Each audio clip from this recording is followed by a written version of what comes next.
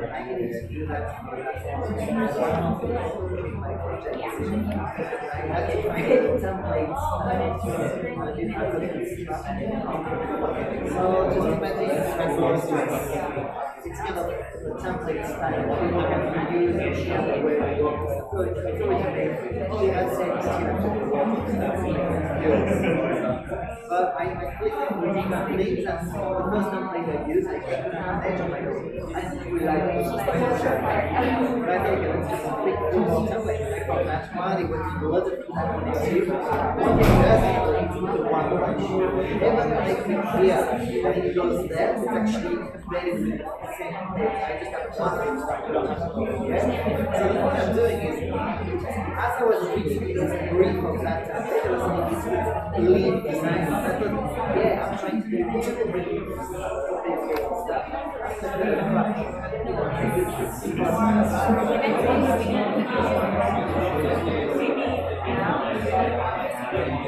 So, what I think try to relay as much when you know you really need to do this, ask yourself before you go this. Next time.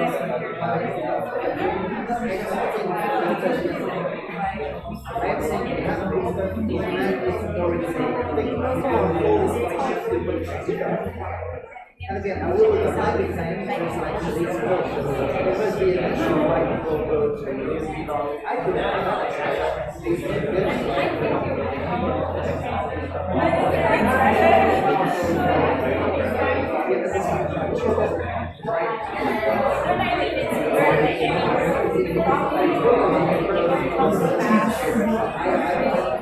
what I'm making is another thing.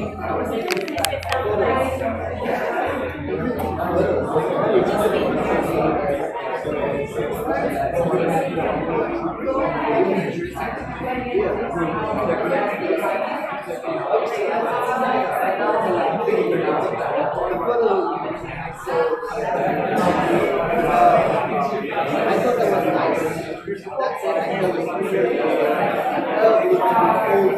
I believe in the expression. So, yeah, this one. I don't know why, but I feel like 3 months.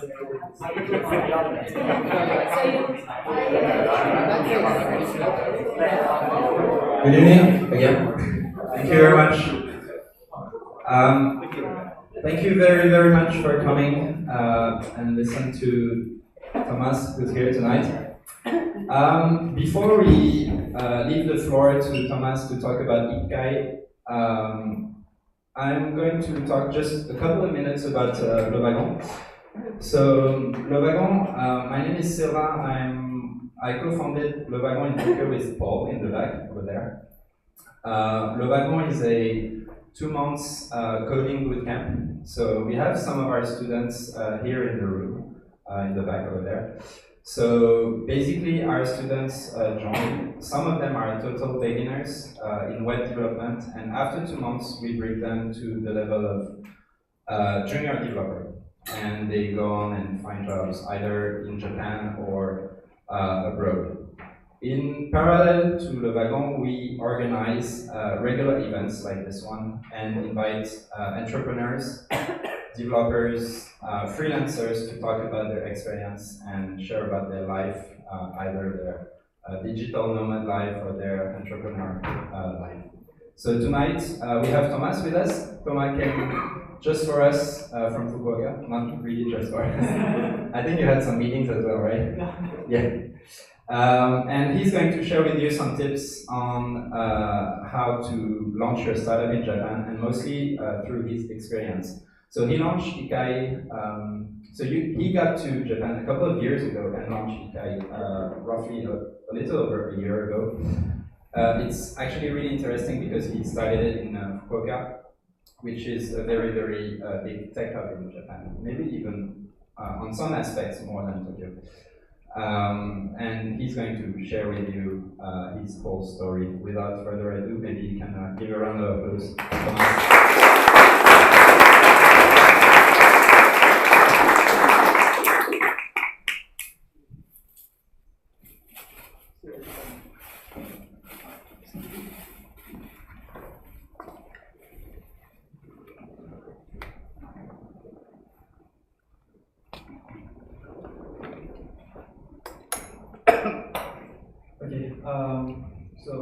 everyone. Yay, that was a notification from my brother. I guess it's on YouTube or something. Yeah, so hello everyone. So thanks to the Wagon for inviting me tonight. Yeah, so as Sylvain said, I created my startup here in Japan about a bit more over a year ago with my partner Yasmin. And yeah, so we started in Fukuoka. The name of the company is Ikkai. So just to give you like a brief idea of the presentation, I'm just going to tell you what Ikkai is very briefly, and then run you through the whole story. So how did we get from being basically students and working in the US to where we are now, so in Japan with like a startup and a few employees, and trying to give you a few tips along the way from what I've learned. So Ikkai is a crowdsourcing marketplace basically. So what we do is we match university students, or students in general in Japan, with companies and individuals for very small tasks. So maybe some of you know like stuff like TaskRabbit, for example, in the US. So pretty much the same concept, but focused on students. So that's how we started the company as a C2C kind of marketplace. So how did I get here? How did I get here? I was a student actually in Bordeaux, which is like a city in the southwest of France. It turns out that Bordeaux is a sister city with Fukuoka, and I had to do an exchange program to kind of make it through the my master's degree. And I went to the US before, so I figured, okay, let's try something totally different and move to Japan. So I spent 6 months in Japan, in Fukuoka, and it was fun. I had like the classic Japanese student life, joined the nomikai, went drinking with my friend every week, and it's actually there that Yasmin, so my partner in business and in life, and I got the idea for Ikkai. We figured that Japanese students have a bunch of time, maybe too much. And on the other hand, when we were coming back from our parties, we saw the salarymen who were just getting out of their jobs and they were like, totally exhausted. So we thought, okay, students have time and they're broke and they will need money to go drink. And the salarymen have a bunch of money, but they don't have time to use it. So we thought, oh, maybe we could match them. So that's how the idea for Ikkai came. Then we had to go back home. We went actually to New York for a year to work. And after a year in New York, both of us working in startups. So Yasmin was working in a HR consulting startup, and I was working in startup financing. And after a year, we decided to just quit everything and move back to Japan to start Ikkai. I mean, we had I don't know, we had like a bunch of startup ideas, but ideas are great, but if you don't execute, it's nothing, I guess. And this one was very important for us because it was like helping our friends in the end. So we decided, okay, it's a good time. We don't have kids, no obligations, let's go. So we moved back to Fukuoka and quit basically everything. So that's kind of my like number one tip. No plan B. That's what we did. We went all in, the both of us. Savings, everything, all included. So kind of no choice except to make it work. And so far it's been a great experience. We don't regret a bit. And yeah, so then why Fukuoka? So that's the question I always get, like, why Fukuoka, why not Tokyo? Actually, we thought about this, Yasmin and I, at first. When we had to choose where to establish the company in Japan, I was 100% pro Tokyo because big city, a lot of people, a lot of companies, a lot of clients, a lot of money. So I thought that's the best place to go. And Yasmin was more pro Fukuoka because we had friends there, some sort of beginning of a network. And I mean, how many of you went to Fukuoka before? Okay, so those of you who didn't, you are missing a lot. It's the best city. You have like very good food, the beach, parks everywhere. I go to work by bike. The subway is never crowded. So like all of those things make us like, really love Fukuoka. So in the end, just maybe like 1 or 2 months after we started working on Ikkai from the US. So basically in the US we had our day job, and when we were done with our work, we were like heading to Starbucks, working on our business plan, and we created like some social media accounts for Ikkai, starting to spread the word with students, and we got noticed by a Japanese venture fund. which invited us to come and pitch at Microsoft's headquarters, like 2 months after starting the project. So we're like, okay, cool. Took our flight tickets, went to Tokyo, pitched to Microsoft, went well, it was fun. And then we're like, well, Tokyo, that's a lot of people, that's a lot of subway, maybe not for us. And in the meantime, we're like, oh, cool, we have a friend in Fukuoka, we're in the country, let's stop and like say hi. So we stopped by Fukuoka, and so we already had one advisor at that time, and he introduced us to a woman working with Fukuoka City in the like kind of startup ecosystem thing. And we met with her, discussed, and we're like, okay, Fukuoka is the place to be for if you want to launch a startup. It was like just the beginning, so it was like what, 2 years and a half ago. So like now Fukuoka is much more into all of the startup ecosystem thing. A few things that we have. So the first one, and maybe the most important, is the startup visa. Yasmin and I were very lucky. We actually had the first startup visa in Japan. So that was also very cool for the company because it gave us some like media exposure and all that kind of stuff. So we got lucky. We also have subsidy programs. So if you're a foreign entrepreneur, you can actually get money to establish your office in Fukuoka. They pay half of your rent. If Fukuoka City is listening to this, they're super happy I'm talking about them. So they give you money to pay half of your rent for the office and for your personal rent for about a year, which is pretty cool. What else do we have? We have a startup cafe.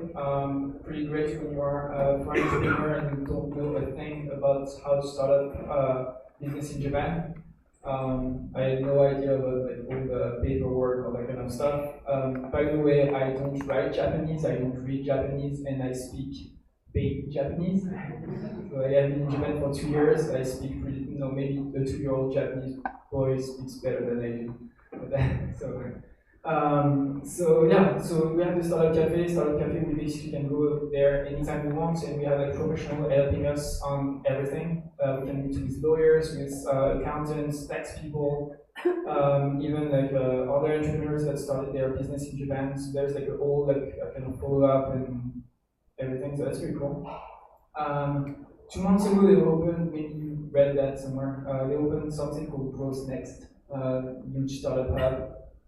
They actually had like this old elementary school. They brought everything and built like a startup hub out of this. So some startups have their offices there, and some startup cafe, a few PCs and stuff. So it's a pretty cool place to start a business. Other reason why we started in Fukuoka is also it's cheap. Running a business out of Tokyo is, in my opinion, like from my calculations, about 3 times more expensive than Fukuoka. We have employees, and we pay them obviously like way cheaper than what we pay in Tokyo. Whether it is for sales, marketing, or for like engineering as well. The price of the office is also way cheaper, and the price of life. I mean, I think that when we bootstrapped, so we bootstrapped the business. When we started, if we started in Tokyo, we would have maybe like lasted 4 months before going home crying. Turns out that in Fukuoka, with like everything being cheaper and eating ramen pretty much every day, you can hold at least a year and like kind of build your product, which was a good choice for us. So moving on to our biggest mistake. So we moved in Fukuoka and finally doing this full time. And we had to launch our platform. So like remember C2C marketplace between students and companies and individuals. Well, C2C marketplace between individuals and students. So our biggest mistake was that we wanted something perfect. For us, the MVP was had to allow people to create an account, register, do the payment, like everything. We wanted everything from the beginning. Problem is, none of us is a technical founder. So we had to find a way to build a cheap MVP. And what did we do? We outsourced to India. That was painful. That was painful. I mean, the guy was skilled. I don't doubt that. He had like very good reviews and everything. But us not having any technical background, we didn't know how to manage a tech guy. So, by the way, if you have any questions you want to stop me, just do. I talk a lot. Oh, okay, cool. Where do you found freelancer? To what? Where do you found the tech guy? I don't remember. Like some like platform like Fiverr or that kind of stuff. Yeah. Is there any that you can in particular recommend? Sorry. Is there any platform that you can in particular recommend? No. Okay. My recommendation is like don't outsource. Excuse me. I think I would do your speech until the end. People can remember the questions. Else, it could be. Sorry, so what? I think that you can keep the questions for the end. Oh, okay, cool. Okay, sorry. Anyway, so our biggest mistake was to outsource to India. The thing is, not being technical co-founders, what we did is we had problem managing the guy. We always wanted to add new features. We always wanted more because we wanted it to be perfect. So obviously we were not happy. We were not happy because like design was not what we wanted. Well, anyway, it was just like horrible.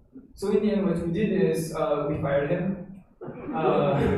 Just plain and simple. Like let's forget about that. That MVP is never going to be launched. It's fine. We're going to find another solution. So Yasmin and I just sat at the table and we took our MVP and we decided to do something else, which was what we called our MMPP, or minimum valuable product, with our great technical skills, which were basically limited to Facebook, Twitter, and other social media, and creating a landing page with those like perfect template things. So that's what we did.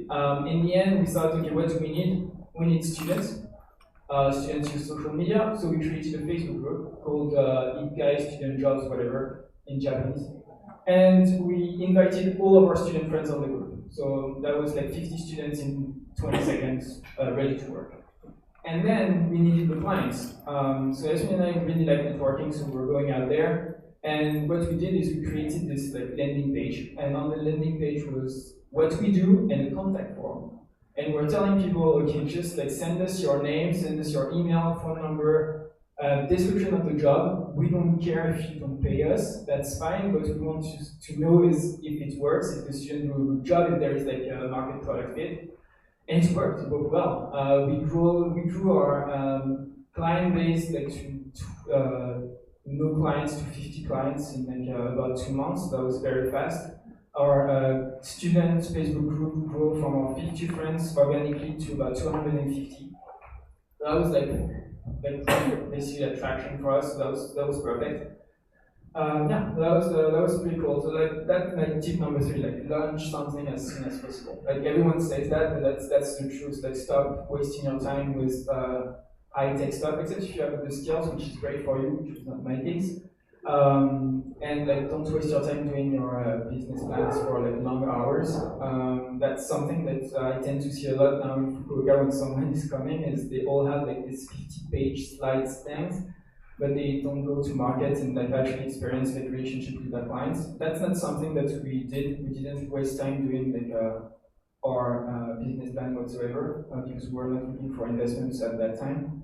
Launch something as soon as you can. Even if it doesn't look good, even if it's very simple, even if you don't make money on it. I mean, what you need is just traction. How many of you like have a startup here or are planning on starting something? Okay, how many of you think of raising capital at some point?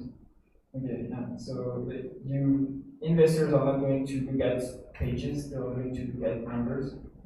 Even if you don't have revenues, users is already something.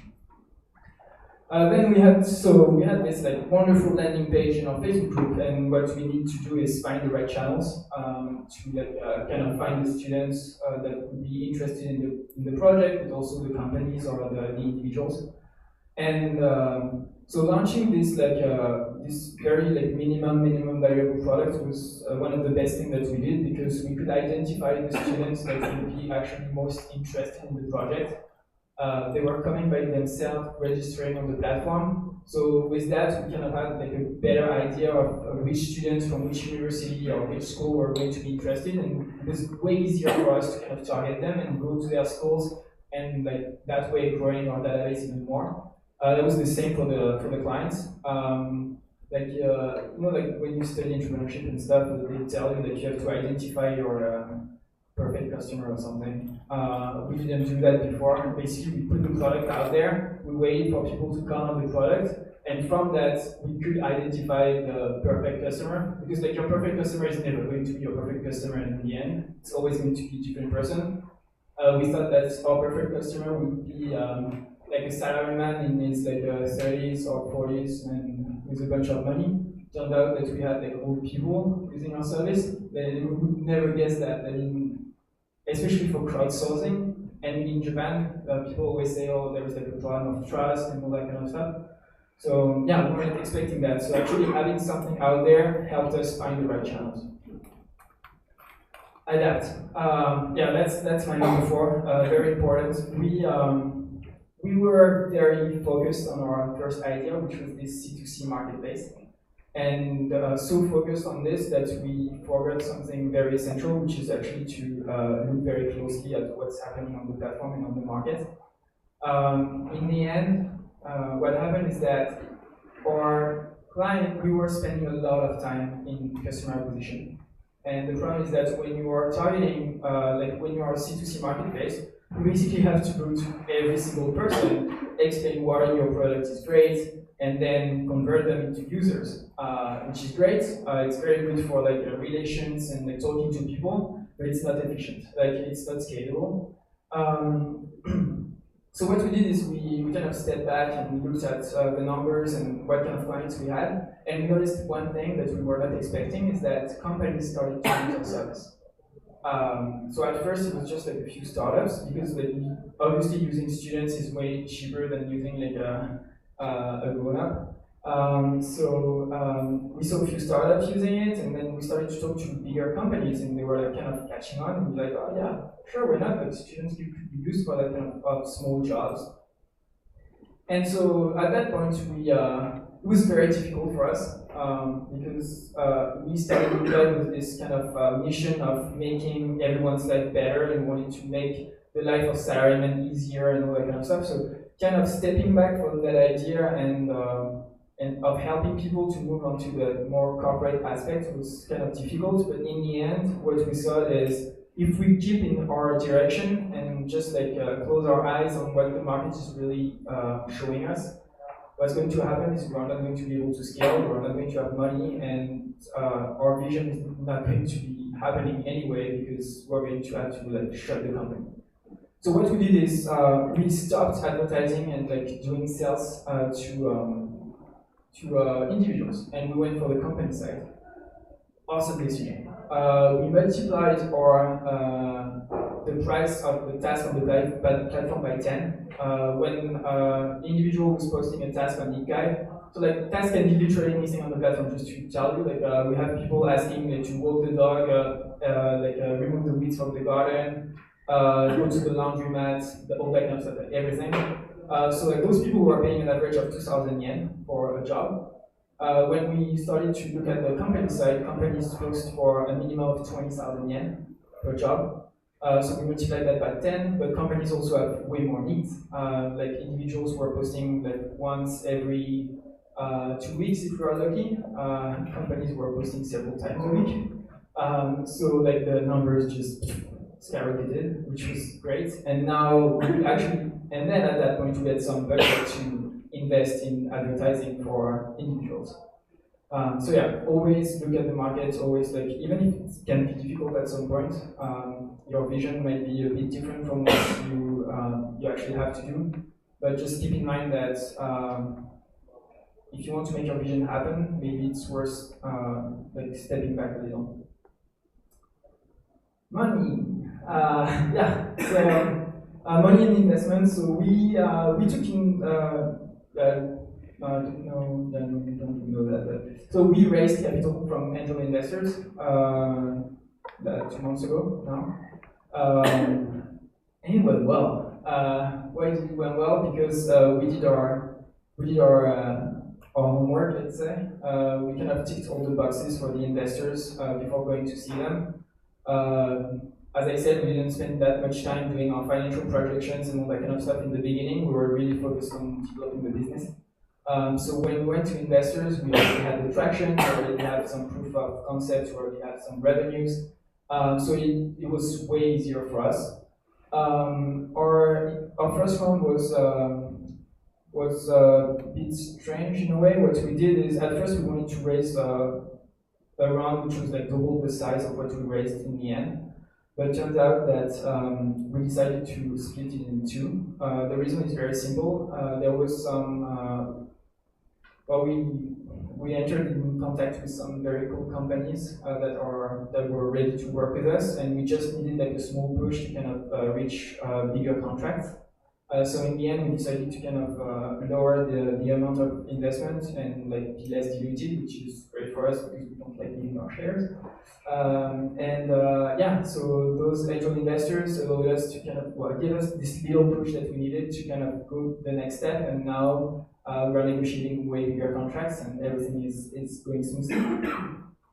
The negotiation with the investors, I guess we are maybe like we had it very easy. It went pretty well. As I said, I used to work in like startup financing before, so kind of knew all like those things, like the terms and everything, shareholder agreement, term sheet and everything. So it was pretty easy for us. What we did and what I advise, especially if you are going to after angels, is to have your conditions or at least some ideas before you go to see them. Just because it's better to give them some conditions and then have them try to modify instead of having them give you evaluation and all that kind of stuff and trying then to negotiate. It's always like harder. So it went pretty smoothly for us. I think we raised our round in about 4 months, so it was kind of quick. We reached our goal. Well, we didn't reach our goal actually. We stopped because I was tired of doing fundraising. It's not a fun job. If you're the CEO of your company, you will have to do it.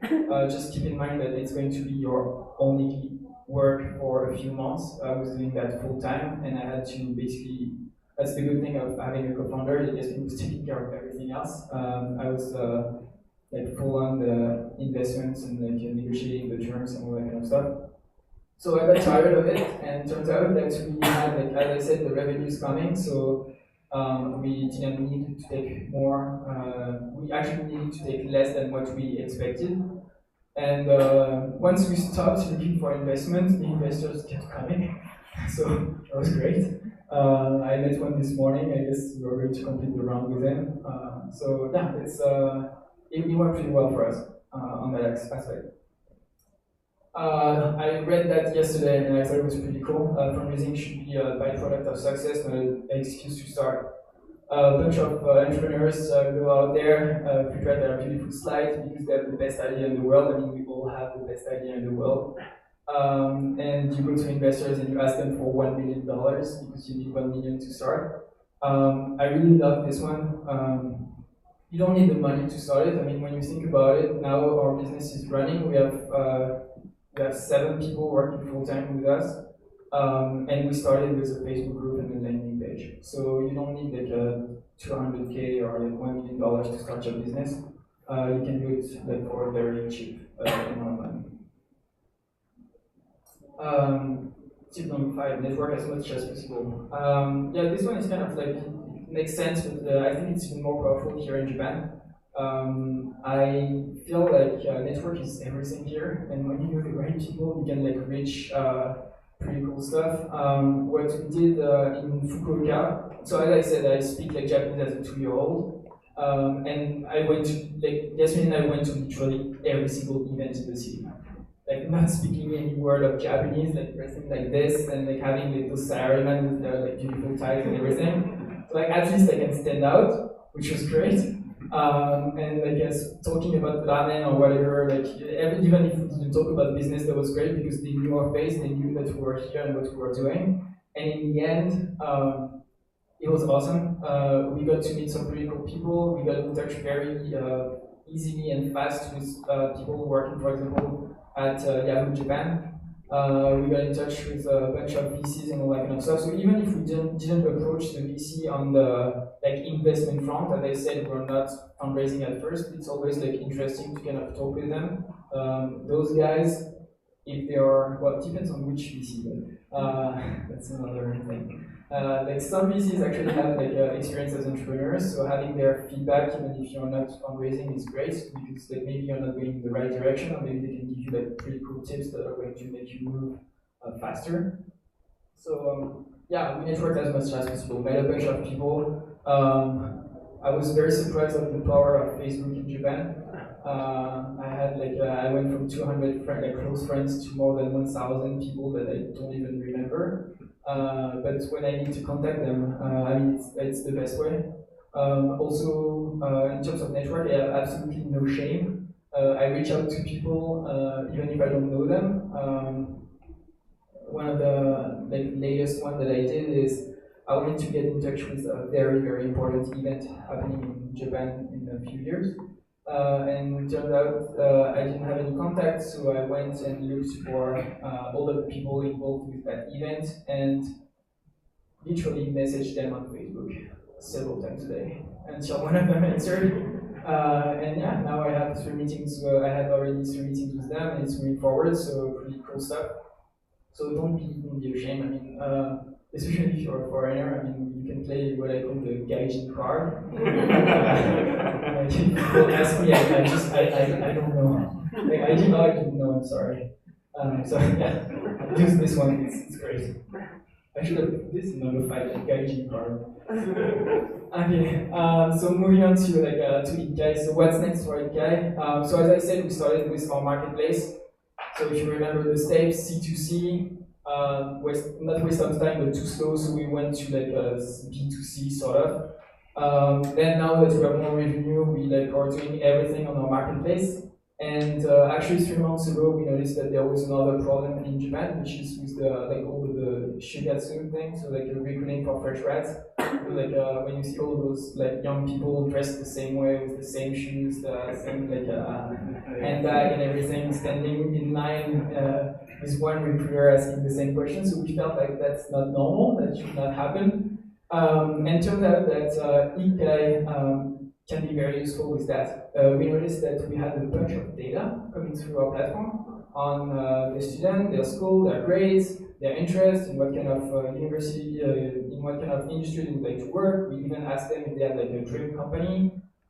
We are working on implementing some personality tests. So we have a bunch of info about them.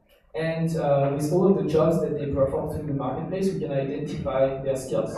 So we have some students completing translation jobs, for example. So we know that they are able to speak Japanese and English. They have the reviews from the clients, so we actually can kind of judge and assess their level.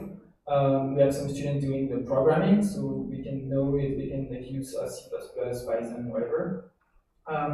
So anyway, all of this all together turned out that we had one of the most complete profiles about students on the market, and we're like, wow, better use that data. And so we started actually a new a new service about 3 months ago that we call Career by Ikkai, where we help companies find the best match possible for internships and fresh graduate positions. So as soon as the students graduate or before they graduate, instead of going to the classic shigatsu, we can apply them on a more proactive way. So we receive the job offers from our clients. We check with them all of the requirements, assess what skills they would like from the students to have, and then we go dig up in our database which students are interested in that industry, which students have the skills required. And instead of having the students dress up the same way and stay in the same room, we actually tell them, hey, this job is meant for you, you should apply. And yeah, since the companies know that we can provide them with students that actually have a better chance to stick with them, I mean, it's a fast track for them, so everyone is winning in this situation. So yes, that's kind of the next step for us, moving on to the new market, that is the Shugatsu and all that kind of thing. I think I'm done. Yeah, I'm done. Q&A.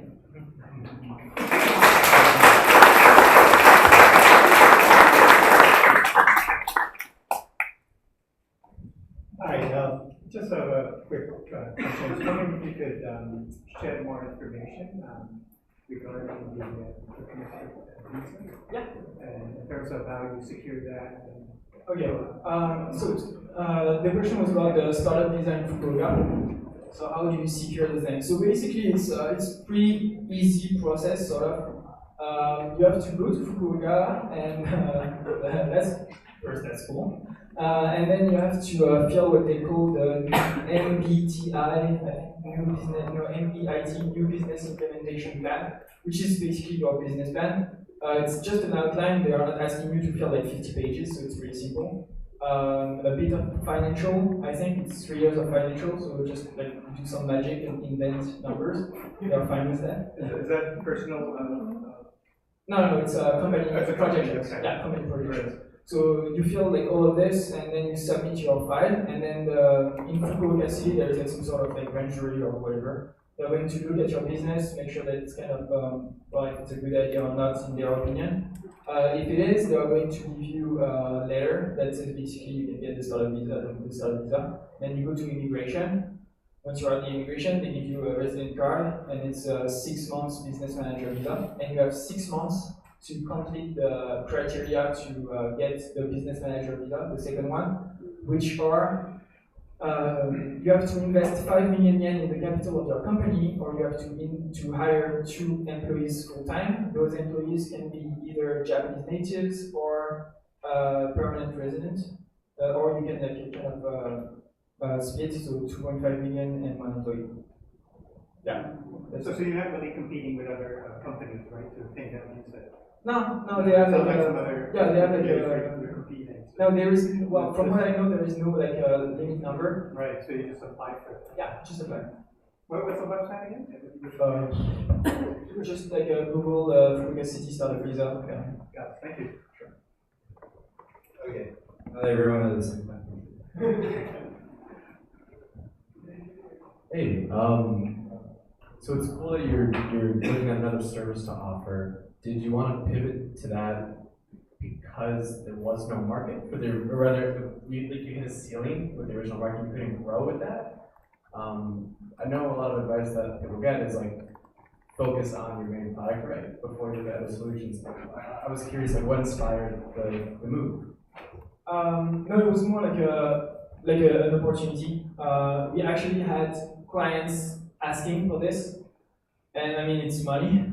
And it's the thing is that the other model, like the marketplace, it's great, it's working. Like last month we hit 20 million yen in like job posted on the platform. So for students, like $200K, it's really cool. So that's working great. The only problem is that it's commission based. So it's not like sure revenue, like that makes sense. Like 1 month can be 20. Well, like so far we've been lucky, it's like going up. But like maybe, I don't know, like maybe next month it's going to go like down and then maybe we're screwed.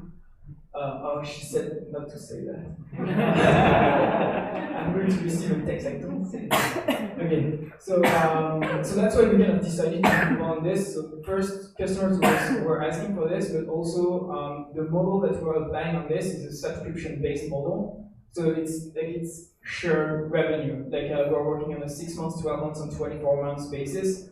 We have the money up front, so that's good news for us. Yeah.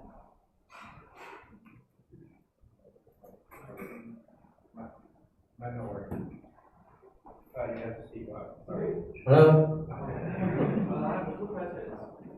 One is like finding people. How did you find your co-founders and the investors?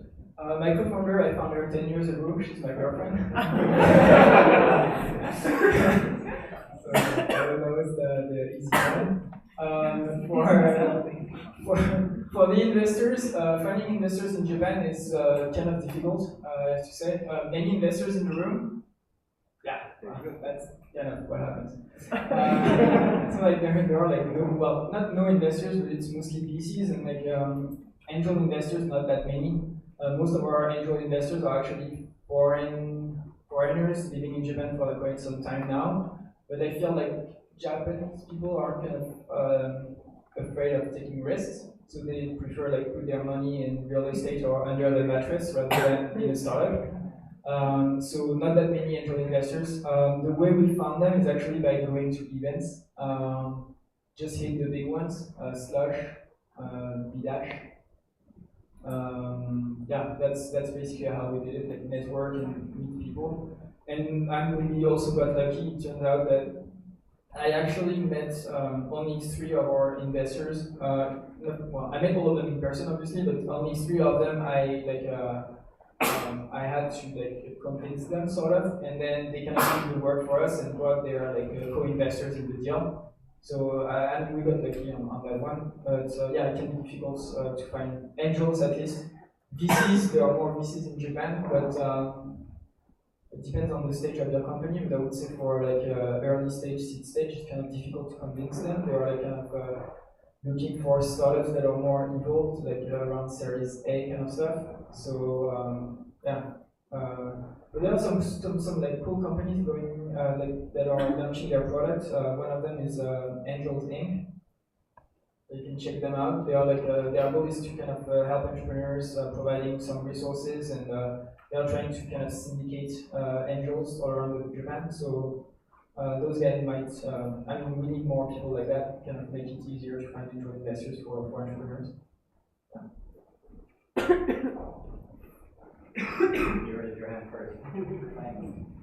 Hi, I got a few questions. The first one is, do you know La Crème de la Crème? Okay, so it's kind of same idea, but it's actually French people, well, together French, and they bring students as the same way for companies, so it might be interesting for you to check what they are doing. They are doing quite well. And the other thing is that, have you tried to go through Angel List? Yeah. Didn't work in Japan, right? Well, yeah, the problem with Angel List is if there are no investors in the country, then Exactly. And how much do you charge companies for career by Ikkai? So we have like three different plans. First one is going to be a free trial. Basically, it's like one job and up to 5 applicants. Well, 5 applicants. Yeah, 5 applicants. They get like 5 applicants and we just like share it. And like if the 5 applicants do not fit, well, it's too bad for them. Then we have a standard plan. It's 25,000 yen per month. And that's when we go full on like a promotion and all that kind of stuff. And then we have like our premium plan, and the premium one is like really proactive, where we actually like dig in our database, try to find the best match possible for them and all that kind of stuff. And this one is 60,000 per month on a 12 months basis. Okay, thank you very much. Over there. Yeah, actually, working. Yeah. I have two questions. The first one is from a very practical perspective. You said you don't speak Japanese so much so well. How do you handle it at the company level with all your dealings with when you do need Japanese? So the first, one thing that we did very well is, so since we were working with students, as soon as we started, we took on Japanese interns. So we got super lucky. Our first intern, her name is Anzu, and like she worked for us with like maybe 8 months, 1 year, I don't remember. And like she was handling all the translation for us, that kind of things. Now after Anzu left, we got another intern, Sayaka, and actually Sayaka is now going to be working full time with us. We converted her contract. So that's how we handled it, like at first. Basically, having people to translate for us, that was the easy solution. And then, I'm pretty sure there was like 2 parts of the question, right? No, my second question is how do you define success for your startup, and by when do you think you will reach? Oh. Any other question? No, that's an interesting question. like, which is like money-wise or like feeling-wise? Well, okay, I'm going to tell you from what perspective I'm asking this question. I'm hesitating launching my own startup because obviously it's a lot of work and a lot of headache, right? And salary-wise, I'm doing a job that I like, that is interesting. I have a stable position and my salary is quite good.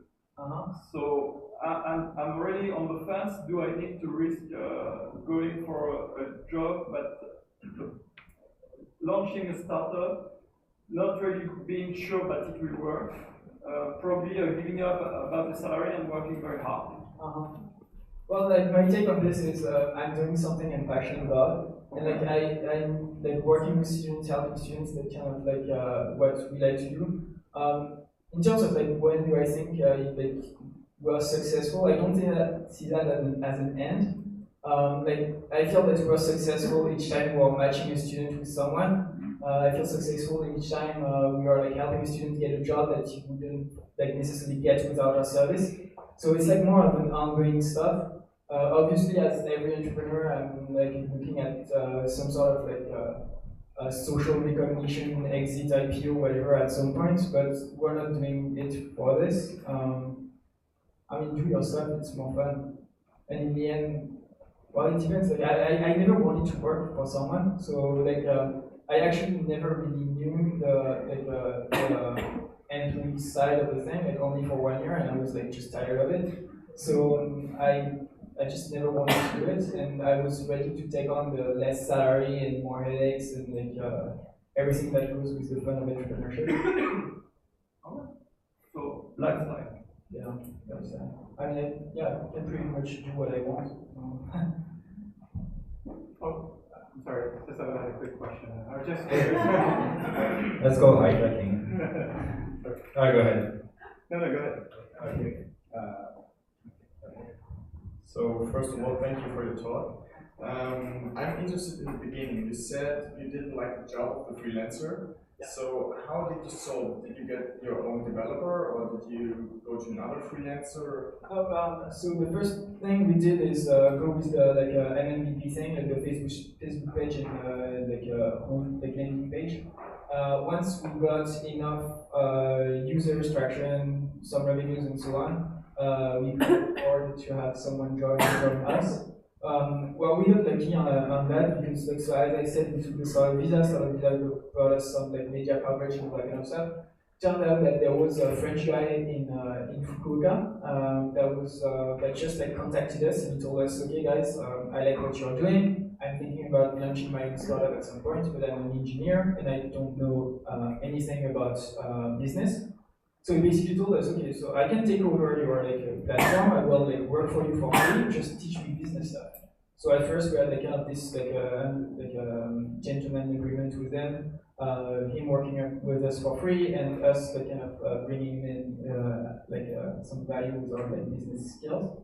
And then when the revenues were coming in, we started paying him, and that's how it worked. And then more revenues, another engineer, and so on.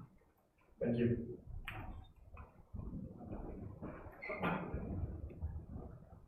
Hi. So the problem about the platform type of business sometimes is the pool of community or the people that you bring into to your system. So you talked about how you got the companies, and I think you figured that out already. But did you have problem pulling students, for example, to come into your platform or your system? Students were not a problem. When I go to students, I basically tell them, hey guys, it's free and you're making money with it. So like it's kind of like it's all good. Like I just explain in 2 seconds. I don't even need to go in the like, oh, I'm going to change your life, help you find a better job. Like what, money? Yeah. So, usually when I say money, students are like, well, like give you money. They're like, okay, cool, and just sign me up. So like students is not the problem. Clients will more. Sorry, just quick after that. So the pool of students that you have now, are they all based in Fukuoka or you're going all over Japan? Yeah, we're going all over the place. So the way we did it is we started with Fukuoka and built it from like universities in Senongaku and all that kind of stuff in Fukuoka. Then we acquired some bigger clients that had needs in other part of Kyushu. So we actually went from Fukuoka to the whole Kyushu area and then moved from that to Hiroshima and Okinawa. And now we're feeling that we're kind of reaching like a peak, and not that many businesses in Fukuoka and everything, so that's why we came to Tokyo. Started 3 months ago, we're coming pretty much every month to do BizDev and like meeting with schools and all that kind of stuff. So yeah. I'm gonna go. Sorry, go ahead. Alright, I got the mic, so.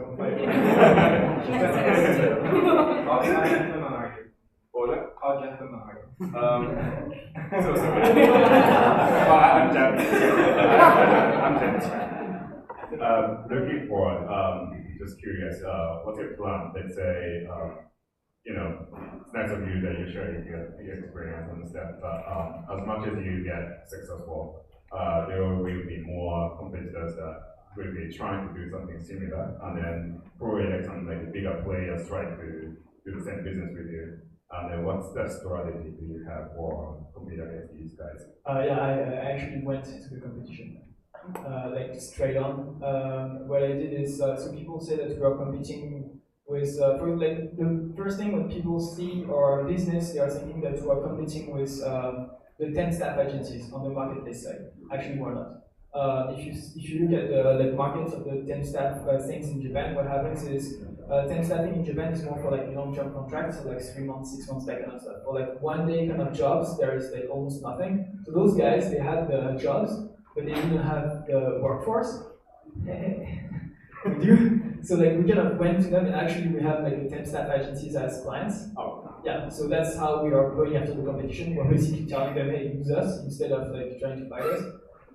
Concerning the recruiting, big recruiting agencies, the thing is, I mean, it's good for, like, that's a bad thing about Japan, but the good thing for us is it's very difficult to innovate for Japanese corporations. The shikatsu kind of thing, it's totally like, it's fucked up. Like, but the thing is, they know it. Like, when we went to them and told them that that's not working, like, yeah, we know. Like, we know it's not working. Like, our clients, they got tired to pay that much, and like, it's decreasing and all that kind of stuff. We know we have to find a solution, but like, they know, that's it. They just know, they don't like look for a solution or whatever. So we actually went to them with our solution. We already have the platform, we already have the data. So it's more like working with them. Turned out that one of the companies has kind of the same vision as us in like how they want to see recruiting evolve in Japan in the next few years. So we're more looking at them as partners rather than competitors. I guess it's just like a question of how you're selling yourself and how you're going at them. Yeah. Great, thank you. Hi, I'm curious because you mentioned earlier that your main channel or promotional vehicle would be Facebook, but you said your unexpected initial customers were old people. Yeah. So I mean, I just want to find a link to that because it came from their son and daughter. So that's the way it worked. So like the classic, like the best story that we have on the platform is salaryman. His dad died and his mom was alone at home, and the guy was working crazy hours. So he actually paid a student from Ikkai to go chat and do groceries with his mom.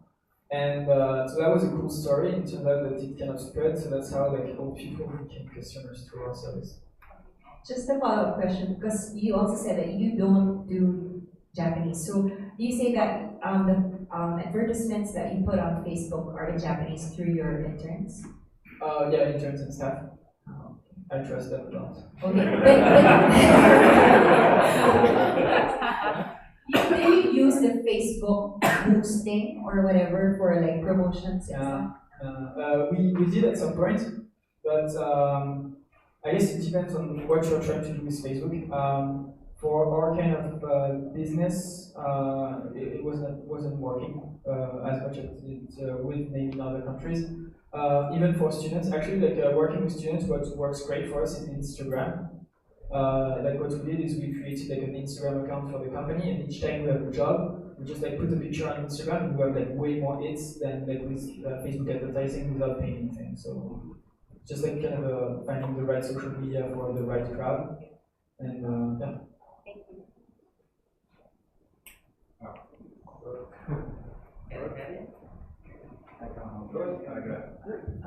Sorry, I have never been to Fukuoka, so that's why I'm a little bit curious. So, can you tell us a little bit more about the startup cafe, like how it works and who are the people and what kind of benefit you can get there? Like it's organized by the Fukuoka city. Yeah. And also after that, will be about like the startup ecosystem in Fukuoka. Because like earlier he said that like it might be better than Tokyo in some way. So I know. Okay. So what kind of startups are in Fukuoka? You're interested in doing that? About the startup cafe. Oh, the startup cafe. Startup cafe. It's just like it's a room. No, I mean it's well they put that startup cafe. I don't really know why, but there's no coffee there. But it's just like basically it's a huge free consulting thing. That is like all startup or foreigners or Japanese. It's for like it's for literally everyone, and actually the consultants are not going to be startup themselves. They are going to be like professionals. Yeah, if you have, I don't know, if you are like planning on starting a company, you need to do your articles of incorporation, you can meet with a lawyer who's going to advise you on that specific matter. So you don't have like unlimited access to those resources, like you can do only a few hours of consulting, but it's kind of a good head start to kind of get like the main points down and like make sure that you're going in the right direction and not paying a lawyer crazy fees and all that kind of stuff. So it's basically that. It's you can see it as a huge free consulting thing. Yeah. So it is organized by the city. Yeah, it's it's sponsored by Fukuoka City, and I think the CCC, like the Tsutaya thingy. Well, at least at first it was. I guess it is still. I'm not sure. Maybe not. So, but yeah, Fukuoka City is involved in that. And the second question was like startup ecosystem. Yeah, so the reason why I would think it's better than Tokyo is less people. I mean, in Tokyo you have like a bunch of entrepreneurs, so like it's kind of making it more difficult to stand out and meet the right people. The good thing about Fukuoka is like I don't think I know everyone, but I know like a bunch of them. The community is not that big, and that's kind of great. If we are fundraising, we can help each other, kind of give context of our investors to other startup guys. If we need help with a specific service or like design or whatever, it's like a kind of a very tight-knit community. So like I would say that's kind of our biggest advantage so far, like the fact that we are not too big of a community. But it's still decent. I mean, we're not only 3 people. Hi, I have 2 questions. When you have a meeting with Japanese companies, first, how do you communicate with them? And second, do you have any trust issues, like because you are foreigner, and for example, if you are Japanese, maybe it will be easy for them to trust you, but when you are foreigner, how does it work? Okay, I like this one. During the meetings, we speak in Japanese. Well, I mean, I don't speak like my Japanese. I cannot really speak, but like my understanding is still like decent, let's say. So I always have like it depends. It depends on the meeting, depends on the people and all that kind of stuff. In some cases, it's going to be only our employees who are going to go to the meetings. If it's for a very big contract, usually I will go and with our older employee, who's a woman, the only like in terms of trust, there is not really like any trust issue. I didn't notice any like discrimination, at least not on the foreigner aspect. If we like had to face any discrimination, it was more on my co-founder's side, on Yasmin. She's a woman and she looks very young. So like that sometimes can be a problem, but in terms of like discrimination or just like trust issues, not that much. The way I do it is my baby Japanese skills level still allows me to have like very basic conversation, and I noticed that Japanese people love their food. So like one of the first things that I do when I go in a meeting, it's can be stupid, but it works every time. Is I'm going to if it's in Kyushu, I'm going to talk to them about their ramen, and it works like all the time. Like you have like this like very like tight Japanese guy with his like tie and everything, like very like. With like sad face and all. You start talking about his ramen, he starts like smiling and it's done. It's like just like make them like at ease, and I use the food stuff. It works well. Usually ask them like, oh, what's your recommendation of a good ramen place? They all have a different one. So now I'm kind of set. I have a list of all the ramen shops I have to do in Fukuoka. But yeah, it works well. Like just like talk to them about food. You'll get that trust. We're gonna take just one more question if you want to talk with Thomas after we have network. Okay. Yes, hi. So thanks for the talk. I just have two questions regarding the fundraising. The one, like in your talk, you said we should have a strong conditions in our mind before going to the investor. So according to you, what type of conditions and what are the priority conditions that we should keep in mind? And the second is like... Just one, I'd like to Okay, well, so just 1 out of 10. The conditions just be set on how much you want to raise first. They can be stupid, but some entrepreneurs don't have any idea of how much they want to raise, and make sure that it makes sense. Money is good. When you see a lot of money, it's even better. But if you don't need a lot of money, don't take a lot of money. Just take what you need and not more. That's like the first thing. Second thing is find a decent valuation. Like how much of your company are you willing to give up for the investors to be like willing to invest, but also for you to like stay motivated. Because if you give too much in the end, you're just like going to lose space or whatever and just like give it up. So that's not worth it. And maybe the last one, which is an important one for me, is liquidation preferences. So like when you're going to do an exit and all that kind of stuff, just make sure that like what conditions you want to give to your investors. So it includes what kind of stocks you want to give them. If you want to give them common stocks or preferred stocks, so are they going to be paid before you or not?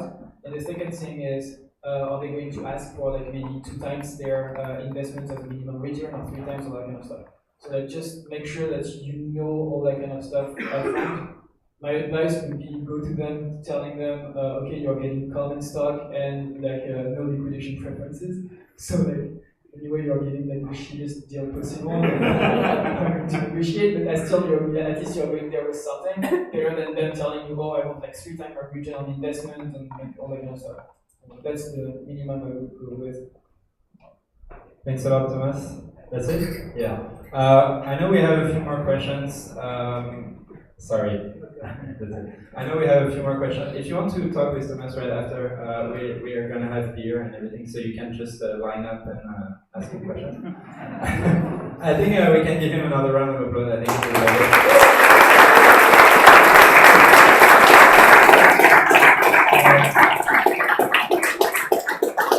can just stack chairs and free the room a little bit, we're going to have beers. Thanks a lot. Thanks, everyone.